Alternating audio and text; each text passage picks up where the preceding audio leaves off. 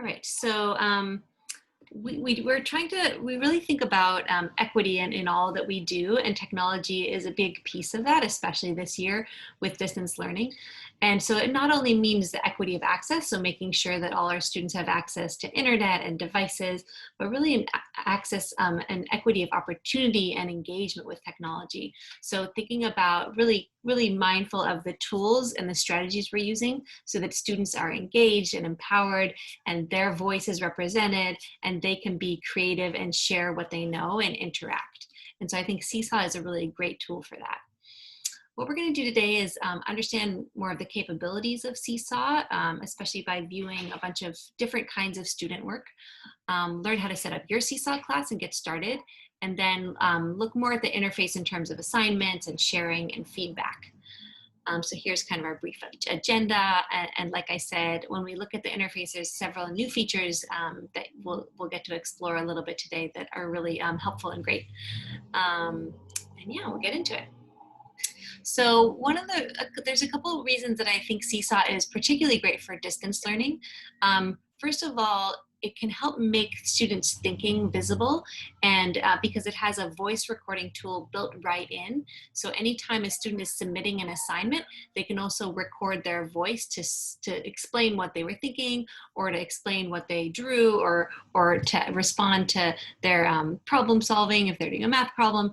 So that's a really great way for students, especially our students who might not be as accelerated in their writing, or our younger students who don't write as much. It kind of gives that voice recording equal value to our written language. So it's a great way to communicate.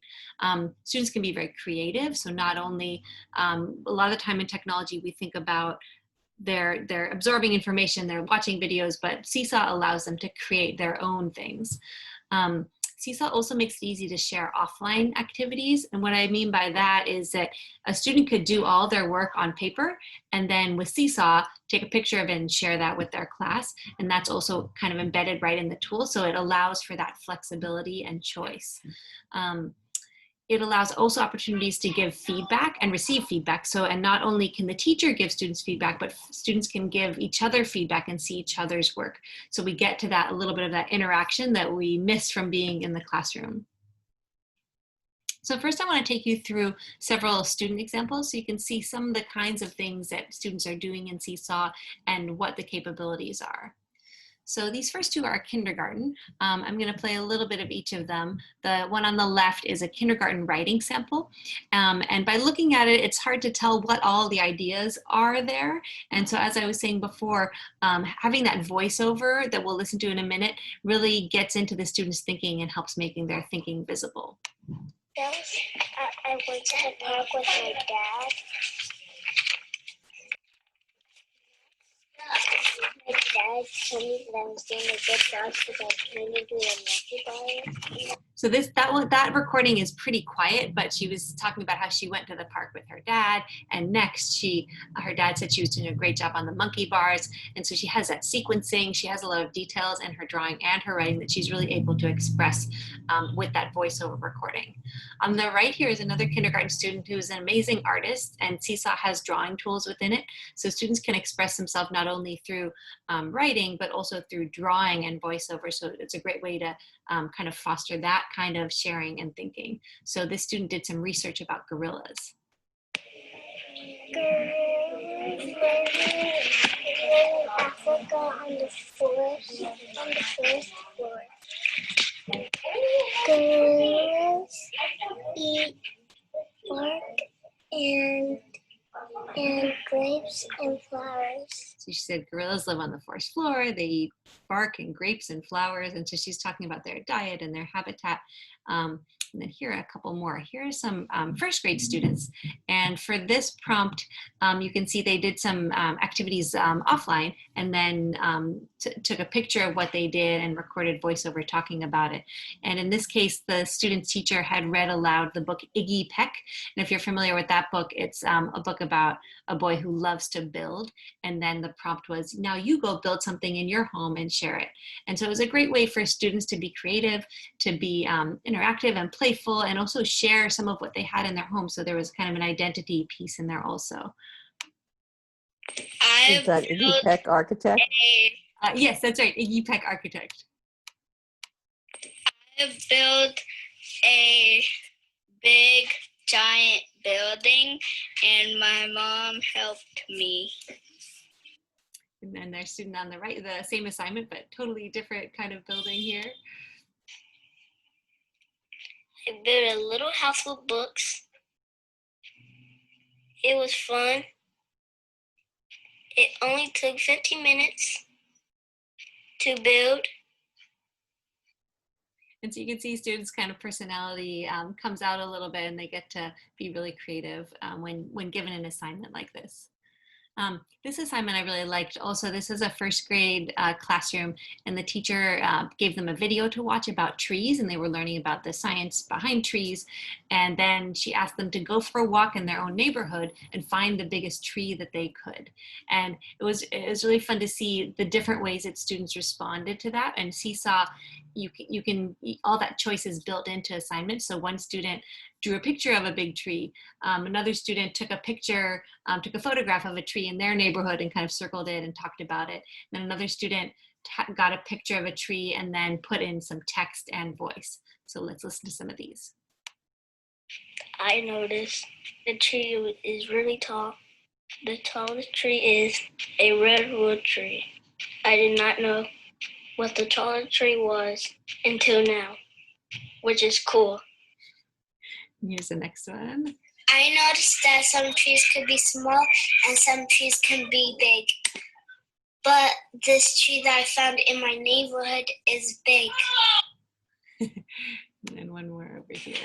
These trees are big and the roots help the trees stand and get food and to get water. So you can see that the students are incorporating some of what they learned in that video about trees and then kind of connecting it to something either that they drew or something in their neighborhood. And so there's a lot of flexibility in how students can respond to these assignments. Here's another couple. The one on the left I wanted to show because you can make a template also or a problem that then students can write on top of. So this is a math word problem where the students could write and draw on top of it and then still record their voice. And then this one is a second grade book review where the student was talking about a nonfiction book that she read and also drawing pictures of different parts of that book. And this is from a bilingual Spanish class. So these prompts and the student responses can be in any language since it's all teacher and student created. So this student did this one in Spanish. Mi libro se llama Tiburón. El autor escribió este libro para dar información. El tiburón blanco es peligroso. Los tiburones tienen un buen sentido de olfato. So she's talking about how great white sharks are very dangerous and they have a good sense of smell. And she also used the capability where you can have like multiple drawings and add to them or have multiple pages in what you describe. Here's another second grade writing piece where she did something similar. She had like multiple pages in her writing, and for both of these students, they wrote out something. So in the previous one, it was a nonfiction book review, and this one is a personal narrative. So she wrote out a paragraph and then read it and illustrated it. So that's another way. They could just speak about what their writing is, or they could actually write something out and then read it aloud and record it. In my opinion, the field trip was fascinating. It was fascinating because I saw a reddish-orange octopus. Also, I saw a merry-go-round and me and Miss Guerrero and Ezekiel wrote a little teacup. So you can see that there's a lot of creativity in there as well. And then on the right is a third grade math problem, and this is also again a template that the teacher created, and then the student can write on top of it. So in this case, they've typed some words in. They've also they also drew some pictures to show their thinking, and they could also record voice on top of that if they wanted to. And then here's a few more examples. This is actually my son on the left here. He was in third grade last year, and this was another building assignment where they had to build a chain reaction machine. And it was a really super fun project for him. and I have to say that he was most excited about being able to see the other buildings from his friends at school too. So, and he would get comments back from them and he could comment on theirs. And it was really exciting to have that kind of interaction, which is one of the things we were missing the most about being at home and not at school. And then on the right here is a 4th grade self-portrait. And this can be a really nice thing to start the year with, to give students a prompt to tell about things that they're good at and things that they want to get better at. And they could draw a picture, or they could even take a picture of themselves and then put in text to describe some of the things they like or they're good at or they want to get better at. And it can be a nice way for our new classes of kids to get to know each other too, since they aren't meeting in person yet. It's a nice way to kind of learn about each other online. So now I want to take you into the Seesaw interface now that you've seen kind of some of the examples of what students can do. And here's what the interface looks like for students. And it's very friendly to all ages, and it's also very built with like familiar icons. And so even if students don't know how to read yet, they can easily kind of navigate going to the pencil for drawing or going to the camera for photos. And so when you give students an assignment, they can choose any of these ways to respond. And I really noticed with my son last year that that choice was really fun for him, and I expected him to just kind of gravitate towards the drawing tool every time because he likes to draw. But it was fun to see him decide different days to do different things. Like one day he said, you know, today I want to do it on paper. So we did it on paper and then we took a picture of it. And another day he might want to take a video of things. So it builds also those metacognitive skills of thinking about first of all, what you feel like doing it, how you feel like expressing yourself, and then also what would be most appropriate for that assignment. So that's a really nice thing that Seesaw has with that choice. And then over here, I just wanted to show you what the interface looks like. I'm gonna just make this a little bit bigger too. So this is the drawing tool. So this is a nice one to start with if it's when you're first beginning with students. So when they click on that pencil for drawing, this is the interface that they'll get. And they have pencils along the bottom, different kinds of like markers and pens, different thicknesses. And then along the right is the color. And then they can draw right there on the screen. So for students that have a touch screen, if they're getting a computer this year, they'll have a touch screen where they can draw right on the screen if they're getting a district computer, or they can also do that with a trackpad if they want it, if that's the kind of computer that they have. That was the question I had. Some of my kids don't have any devices yet, but some of them have the old Chromebooks. Will they be able to do this on that? Yeah, so the old Chromebooks, it will work fine on those Chromebooks, but it just doesn't have a touch screen.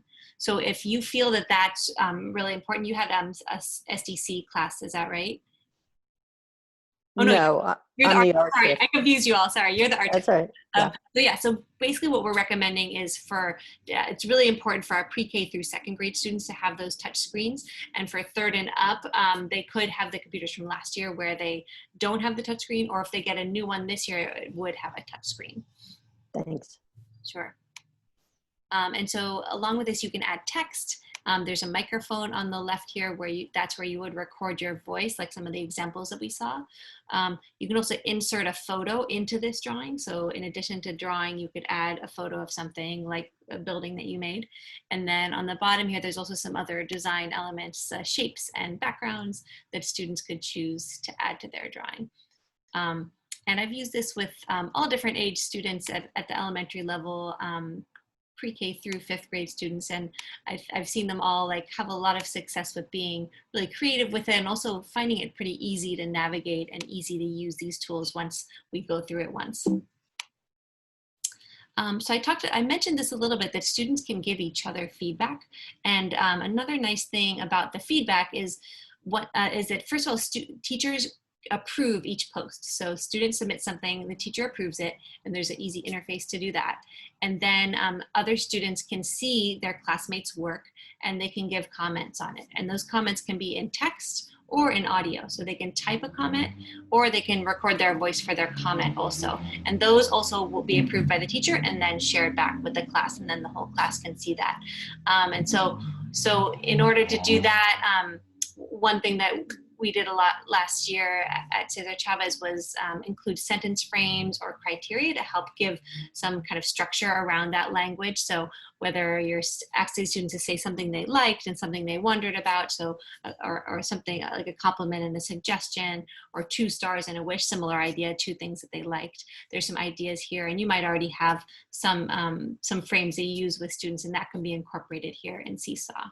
So here's what that would look like. I've just grayed out kind of faces and names here, but this was a student post, a 3rd grader, and then several of his classmates commented on his video. They said things they liked about it. They were talking about a book that they'd read together in class. One student you can see gave a suggestion. Next time you can say one more thing. And then the comments can also be in any language. So either the text or the recorded voice comments you can do in any language depending on your class. And students are very excited to get that feedback. It's very motivating. As a parent, I saw that very motivating for my son, as I was saying, and especially from home, getting that asynchronous interaction with other kids is really fun. In addition to the time they spend maybe in a video chat, this is another way that they can kind of participate with each other. I'm just gonna pause there and see if there's any questions coming up so far, and then I have some other things to share with you also. Nothing so far? Okay, I'll keep going and then we'll, yeah, go ahead. Just quickly, so with the young kids, I know the only success I had last year, what I would call real teaching and real success, was if the parent was sitting right there with the kid. Are you finding that that's true? Or do you feel like kindergartners and 1st graders can eventually manipulate all of this? Yeah, that's a great question. I think they can eventually manipulate this independently. I think they would need a little practice to get going. And I think a big part of it is how much they want to do it. I think the interface is very, very simple and easy to use for even our young students. And then once they've done it once or twice, and they get into that routine of like knowing where to click to get to it, then I think they could be independent with it. And especially if they see it as a fun place to interact and be creative. So I think I've seen students gain a lot of confidence and ease of use in the classroom. And I think for most classrooms, we didn't quite get there in the spring, but I think that could happen in the fall. Great question. Okay, so next I wanted to show you this activity library. So within Seesaw, you can create your own activity. As I was showing, like you could upload a template, or you could give them a prompt, like after you read or read aloud, you could ask them to do something. Or you could also use the activity library from Seesaw. So in this library, I'm just gonna click into it to show you also. Oops, that's the wrong one. Maybe I didn't open it yet. In this activity library, there's activities from all teachers or assignments, and you can filter it by grade level and by subject area. So once this loads, so up here at the top, for example, I could go to 3rd grade and I could look at maybe some English language arts lessons. And then you're gonna see lots of lessons from other teachers here that you could just take a lesson exactly as it is and assign it to your class. Or if you like most of it, but you wanna maybe add in your own instructions or change something small about it, you could also copy and edit it. That's all kind of built in. So for example, if I like this first one, I could click on the little heart here. That's gonna save it into my library, my own library that's up here at the top. So right here, this blue bar just popped up. I can go ahead and just assign it to my class right there, or I can go into my own library. And this is, in here is where I've created my own activities, and the activities that I've saved, like my favorites are here. So from here, if I click into this activity, sorry, a little outside noise. From here, if I click on the 3 dots at the bottom, I can go to copy and edit. So that's where I could take an activity that I really like and then customize it a little bit for my class if I want to. And in addition to that community library, and that's just teachers from all over who've submitted things, and and also these are teachers who are Seesaw ambassadors. So they're kind of like power users of Seesaw. Anyone can become a Seesaw ambassador, but you do a little bit of extra training. So it's a little bit more vetted in terms of not just everyone is in there. And then because the whole district has now purchased Seesaw, we have the school and district tab, and this is where teachers just from our district have submitted things. In addition to teachers submitting things, our curriculum and instruction departments are creating activities for people to use. So I know the math department and the language arts department and some science department and others are starting to make activities that then teachers can use and assign to their classrooms. So the math department is right now working on, for all the units, having some Seesaw activities that then teachers could just assign to their own classes. So that's a nice resource for you all. There's also specifically home learning ideas and some little collections that Seesaw has made. So those are some things that you could explore also. I'm going to skip past that for now. So posting assignments. So this is how you would either post an assignment that you got from the library, or you would create your own. So let me show you how this works. So when you get to this top page, you click on the green plus, and that's where you can assign an activity. And this is the teacher view. The teacher view is very similar to the student view. You just have a few extra options like assign activity. When students click on that green plus, it just takes them right to a post. So if I click on assign activity, it's going to take me over to my activity library. And from here, I can create a brand new activity by clicking on that blue plus, or I can assign one of the activities that I have in my library, or I can browse the activity library on the bottom there. So here's what would happen if I created a new activity. I could put in the title and the instructions. And in the instructions here, you'll see some little codes here, like where it says colon, label, colon, or colon, drawing, colon. And that puts in the little icon so that students can see what they need to click on. So for example, the drawing would be a picture of that little pencil. So it just makes it a little easier for kids to understand the instructions. And then after the text instructions, you can also add voice instructions. And then you can add an example or that goes along with yours. So here's where you could add a picture or an exemplar or a link to a video or any other additional instructions. And then that is different from the thing at the bottom, which is the template. So the thing at the bottom, the template here, is what will be copied for each student. So when they click on the assignment and respond to it, that template will show up on the background. So if I put in like that 4 square for math, that would show up, and then they can draw and do things on top of that. So here's where I could upload something for my template. So for example, I put in this tree puzzle, and then students would get a copy of this and be able to write and draw on top of it. I hit the green check to save that, and then the blue button at the bottom to save my new activity that I just made.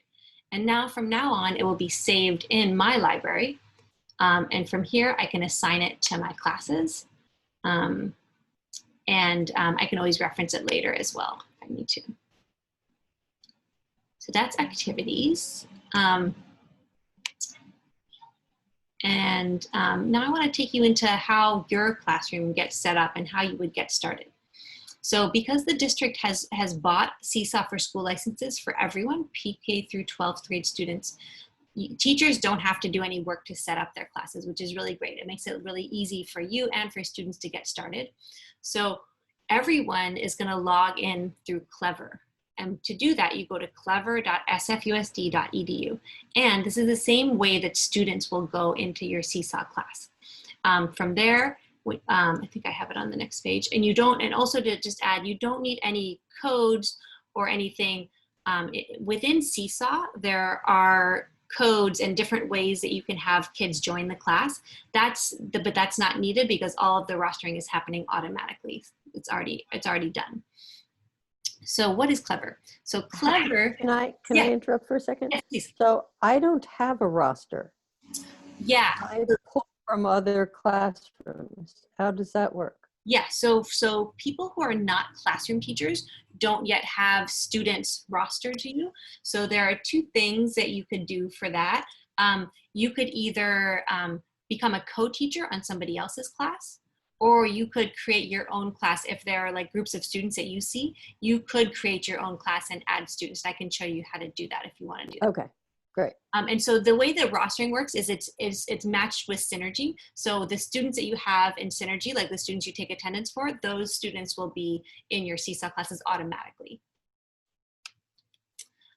So just to show you a little bit more on what Clever is, this is how you log into Clever, and this is also how students log into Clever. So as a teacher, you're going to click login with Google and put in your teacher email and password, and then you'll click on Seesaw and you'll be able to access your class as a teacher.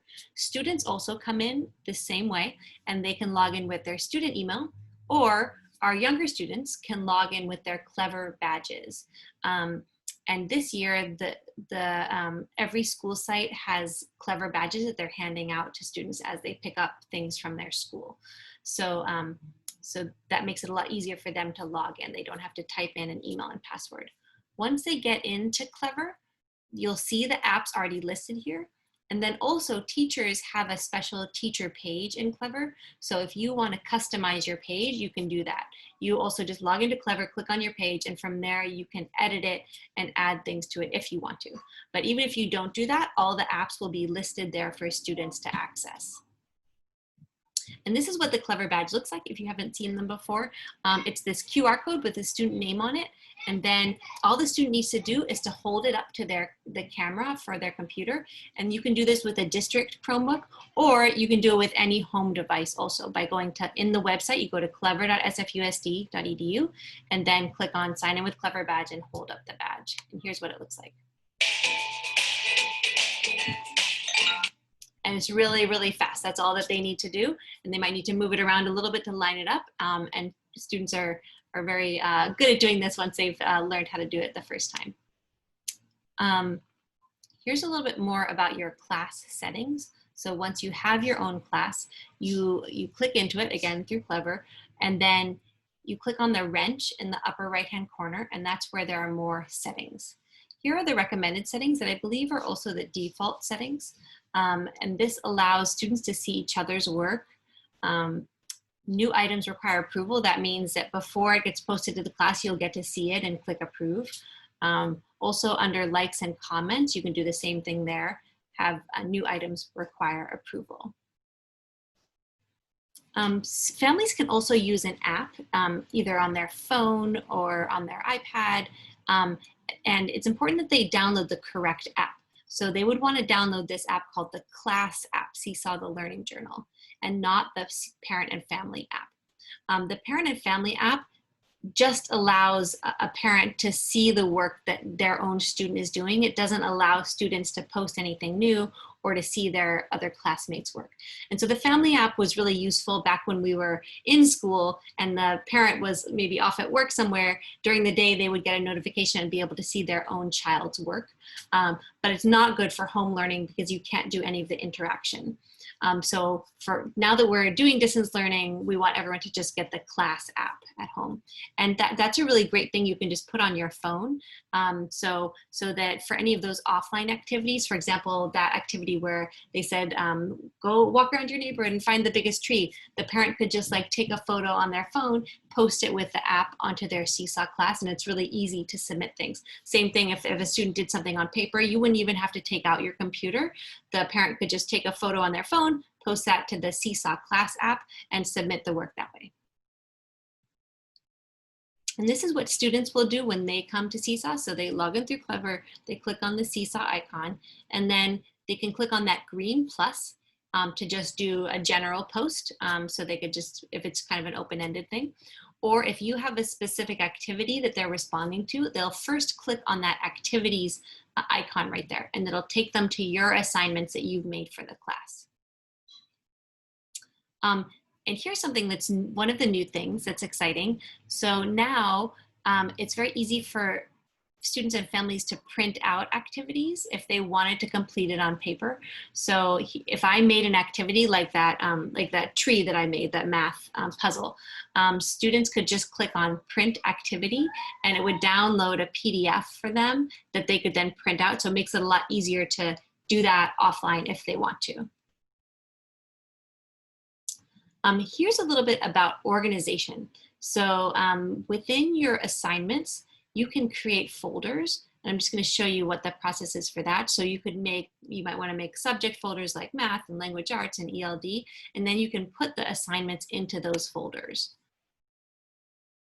So same thing, if you were going to assign an activity, it would take you to your activity library. And then when you click on assign, it's going to bring up your class. I actually have a lot of classes, that's why you see a long list. You might just have one class in there. And then next to your class, you'll be able to edit the students, folders, and skills. So if I clicked on that, I would get this new tab that shows the students. So normally I probably want to assign things to everyone in the class, but if you wanted to assign it to just a smaller group, you could choose some students right there. The other thing you can do, or you could uncheck them and just check the students you want to assign it to. And then at the top, you can also choose the folder. So if I click on the folders tab, here's where I can add a new folder. So I just clicked on create a new folder, and now I'm going to type in math so that this activity will go into math. There's also one more tab called skills. So if I want to assign it to a particular standard or skill that will help me stay organized later, I could do that. Not a lot of people use the skills tab, but if that's something that helps you, you're welcome to use that also. And that is basically how you would do that. The new thing that's really exciting, so before those folders were just for teachers, but now students can also filter their activities by folders. So when I go to the activities tab as a student, and if I want to do my math assignment, I can click on this folder icon, the blue folder right here, and it'll let me choose, and it'll go down to the math things or just the science things or the ELD things. And so that can be really helpful for classrooms that use Seesaw a lot and have a lot of activities. It can sometimes get to be a pretty long list. So this will help students find the assignment that they need to find. This is another new thing that Seesaw just added. There's another kind of grouping in the activities. There's to do, in progress, and done. And what that means is the to do means an assignment they haven't started yet. And in progress assignment means, just as it sounds, something they've started but they didn't totally save yet. They can leave it kind of in draft mode. And then their assignments that they've completed, if they want to go back and look at them, they can click on the done assignments to find those also.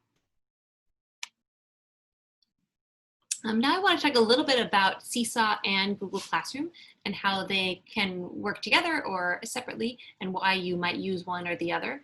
So the district has recommended that pre-K through second grade classrooms have Seesaw as their main platform. And that's because it's much easier for those students to navigate.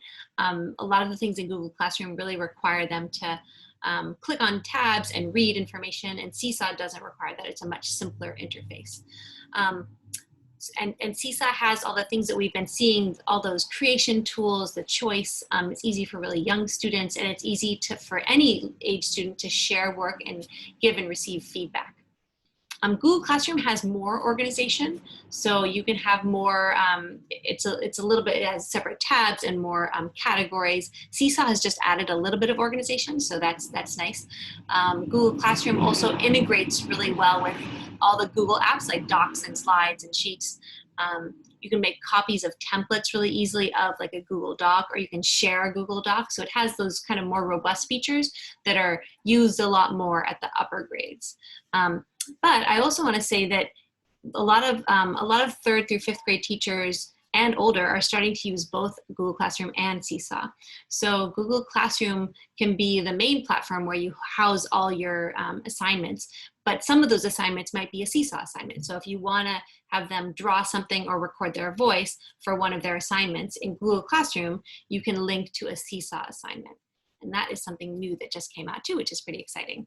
So going back to the Seesaw activity, once you have created that and put that up in your Seesaw class, you can click on the 3 dots and choose Get Student Link. And that will be a link that goes directly to that particular activity. And you can put that into Google Classroom as an assignment. And again, you don't have to do that, but that's if you are using Google Classroom as your main platform. It's a way to integrate Seesaw, but still keep it pretty organized. And then this is a little bit more involved, but I'll just say briefly, you can do that with other apps too. So this is a project that some 5th graders did where they did kind of a slideshow video in Adobe Spark, and then they saved that and uploaded into Seesaw. And so that's something you can integrate if you want to use some other tools. You can still use Seesaw to share it and to give students that opportunity to give each other feedback. And so here's just a comparison on that.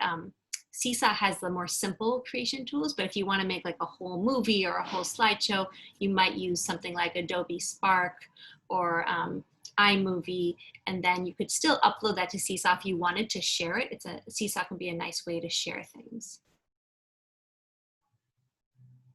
Okay, so I would love to pause and just get any more specific questions that you have. I know that you were asking about creating a class, so I can show you that if you want to see that. Any other questions that come to mind before I do that?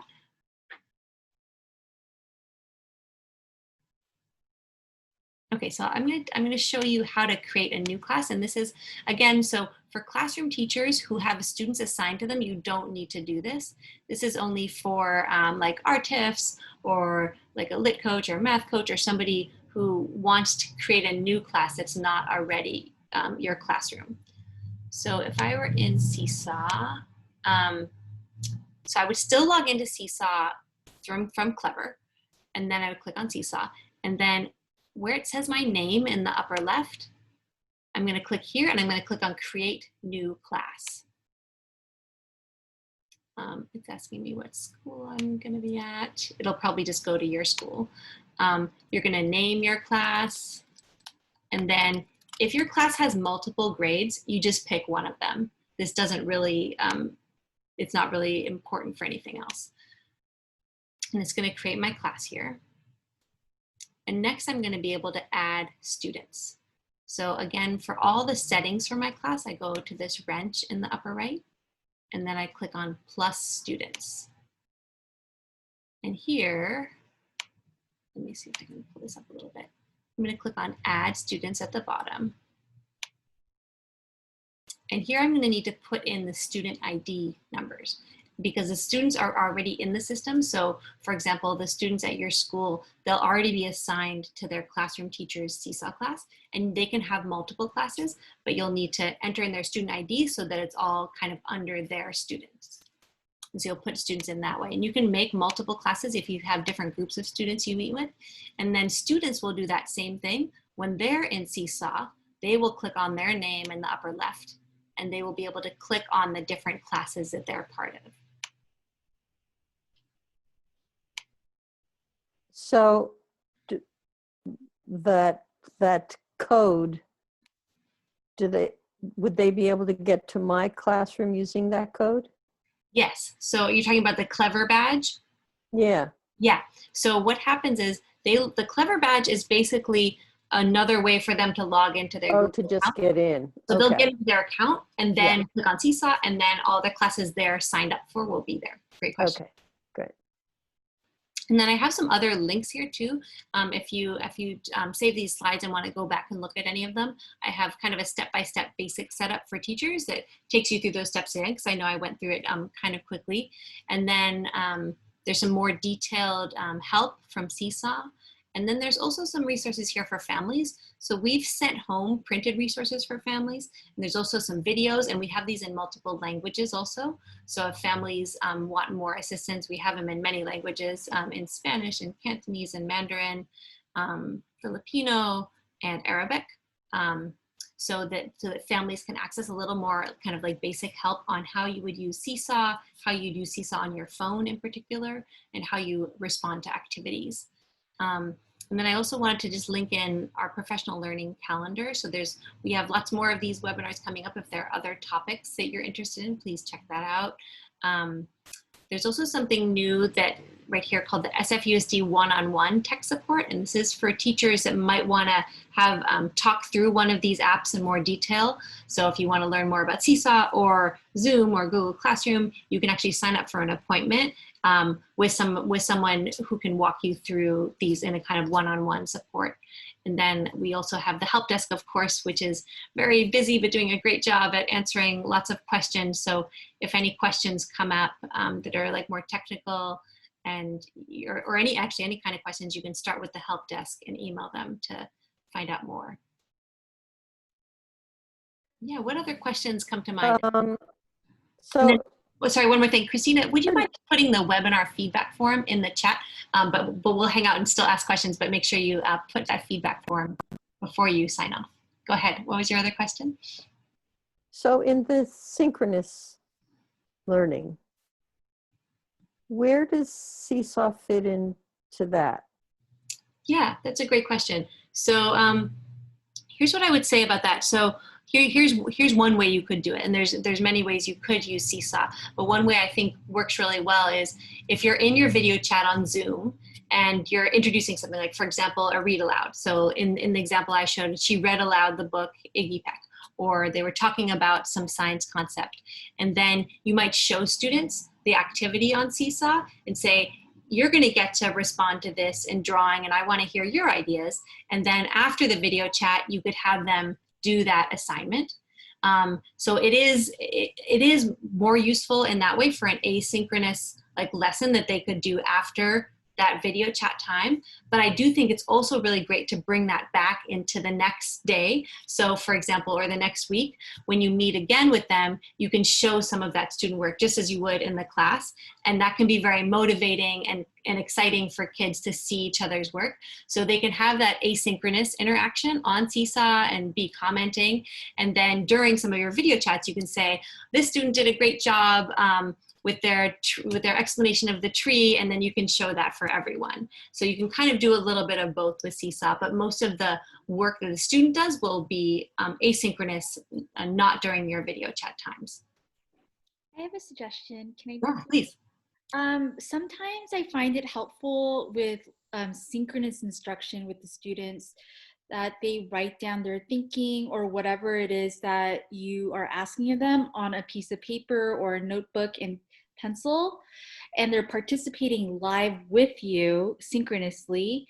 And then when they log off of Zoom or Google Meet, they can use Seesaw's video camera feature and take a photo and then upload it and send it to you. And then you can then share it with the whole class the next day or in the next session. So that's another way to use Seesaw synchronously. Thanks, Christina. Great idea. So for the little kids, there's not really a way for me to be doing something with them, for them to be interacting with what it is I'm doing. Right. So like if you're drawing something on Seesaw, they can't draw with you at the same time.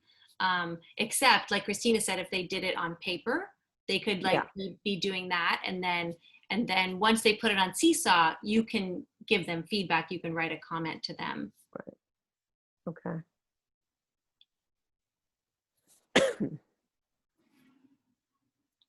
What other questions or what other ideas are coming up? Does anything come to mind how you might want to try this with your students? I'm just curious how the other R tips are gonna, how this is gonna play in there. Yeah. It doesn't have the leveled books, doesn't have like the Jamboard component. Yeah. I'm trying to think about how it would be used, because we don't do so much of the asynchronous. It's mostly synchronous. Right. Yeah, that's interesting. Yeah, I think those other tools that you mentioned are great, like Jamboard for that kind of interacting together. And maybe it's a collaboration with classroom teachers if there's things that they're working on, or you could kind of see what those activities are and build on that in your time together. So it could just be also information for you. If maybe the classroom teacher is doing more of the Seesaw assignments, you might just want to like see some of that student work and connect it. That could be another way. Yeah.